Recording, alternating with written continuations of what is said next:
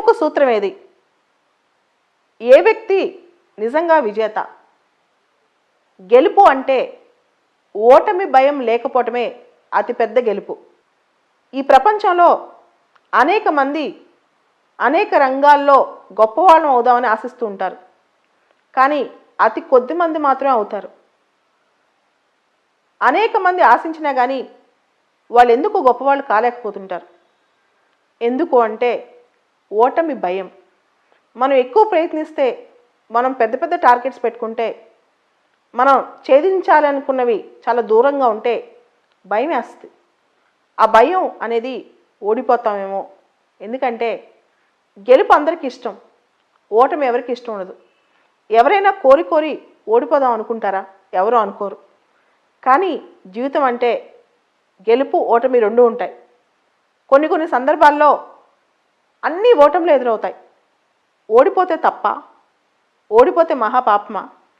ఏ ప్రయత్నం చేస్తామో ఓడిపోతే అది ఆ మనిషి నిజంగా ఓడిపోయినట్టేనా అంటే కాదు.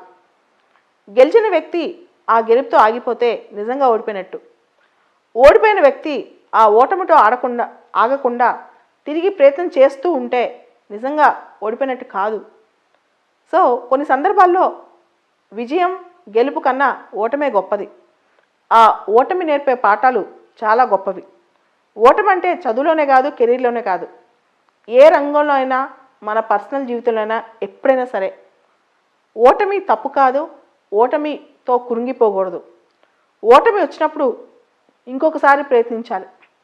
మన దగ్గర అనేక బాణాలు ఉన్నప్పుడు ఒక బాణం మొత్తం మన శక్తినంతా ఉపయోగించి సంధించిన తర్వాత అది సరిగ్గా చేరుకున్నా చేరుకోకపోయినా దాని గురించి బాధపడకూడదు, దాని గురించి ఆలోచించకూడదు. వెంటనే ఇంకో బాణం తీసి ప్రయత్నం మొదలెట్టాలి. అదే జీవిత సూత్రం. జీవిత సూత్రంలో గెలుపు ఓటములు అనేవి ఉండవు. కేవలం ప్రయత్నాలు మాత్రమే ఉంటాయి. ఆ ప్రయత్నం ఎన్ని కావాలంటే అని చేయొచ్చు, గెలుపు ఓటములతో సంబంధం లేకుండా. అందుకని ప్రతిసారి గెలవాలని, ప్రతిసారి 100% గెలవాలని చూసుకోకూడదు. నిన్న మనం Australian cricket match, India Australia మ్యాచ్లో ఒక అద్భుతాన్ని చూసాం. హనుమ విహారీ ఆ అబ్బాయి తను ఇంజూర్ అయినా సరే, తనకి పెయిన్ ఉన్నా సరే ఆట కొనసాగించాలని ట్రై చేశాడు అతి తక్కువ పరుగులతో. ఎన్ని పరుగులు చేసాం, గెలిచామా ఓడిపోయామా ముఖ్యం కాదు. జీవితం అనే ఆటలో ఎంత మనం ముందుకెళ్ళామని చాలా ఇంపార్టెంట్, ఎంత కొనసాగించామని చాలా ఇంపార్టెంట్. అదే లైఫ్లో ఒక బ్యాలెన్స్. అది లేకుండా హడావుడిగా అన్ని సిక్సర్లే కొట్టేసి లేదా అక్కడే అవుట్ అయిపోయే కన్నా ఎంత వీలైతే అంత స్ట్రెచ్ చేస్తూ, ఎన్ని ప్రయత్నాలు వీలైతే అన్ని ప్రయత్నాలు చేస్తూ ముందుకెళ్ళేదే జీవితం. అంతేగాని ఓటమికి భయపడిపోయి ఆ ఓటమి భయంతో మన ఎనర్జీస్ అన్ని అక్కడే వదిలేస్తే అది చాలా బాధాకరం. మనిషికి ఉన్నంత ఎనర్జీ ఎవరికి ఉండదు. మన చేతిలో ఉన్న బాణం, మనకు చేతిలో ఉన్న ఎనర్జీ. బాణం అంటే మన టార్గెట్, మన ఎనర్జీ అంటే మనకు ఉన్నంత శక్తి మొత్తం.